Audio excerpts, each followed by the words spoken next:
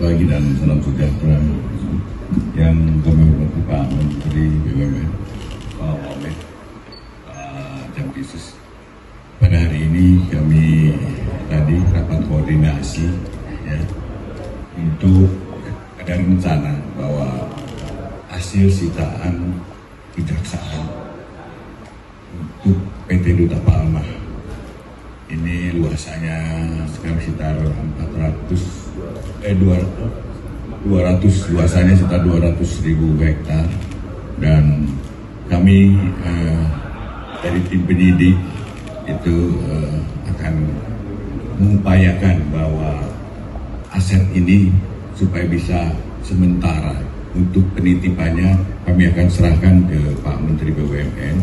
Kami memilih BUMN karena ini kan perkara ini belum final, jadi belum ada putusan akhir, dan sementara ini pengelolaannya kan masih oleh Duta Palma, dan untuk kelangsungan jangan terjadi apa-apa, mungkin pengurangan produk atau apapun terhadap barang bukti ini kami titipkan. Kenapa BUMN? Karena yang bisa mengelola dan punya satu institusi yang bisa mengelola adalah di BUMN. Bisa mungkin dia ke PTP atau apapun, itu yang akan dilakukan oleh BUMN.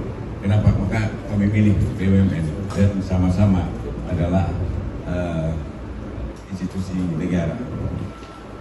Aset-aset ini tetap terjaga, dan khususnya jangan sampai produknya itu menurun, dan tentunya yang diharapkan nantinya tetap bisa menghasilkan keuntungan bagi pemerintah, dan khususnya adalah pada masyarakat yang ada dan hidup mengantungkan kepada PT Duta Palma. Itu tadi yang inti rapatnya. Mungkin untuk lengkapnya silakan Pak Menteri. Terima kasih Pak Jaksa Agung, Pak Jampisus, dan seluruh jasa dan kejaksaan. Alhamdulillah kami memang dengan pihak kejaksaan terus bersinergi dan menjaga segala hal kebijakan yang memang selama ini sudah dijalankan secara baik. Contoh, kita diskusi dulu mengenai Garuda dulu, di mana beliau masuk, beliau membersihkan, tetapi visi kita sama, recovery asetnya setelah terjadi Garuda harus berjalan baik. Itu kuncinya. Nah, hari ini tentu berbeda dengan Garuda. Pak JA ingin berkolaborasi bersama kami supaya aset sitaan ini tidak terjadi penurunan, sehingga sesuai dengan visi pemerintah dan Bapak Presiden bahwa tindak pidana korupsi harus ditegakkan, tetapi perlindungan daripada tentu aset yang baik yang bermanfaat buat negara dan masyarakat juga terlindungi.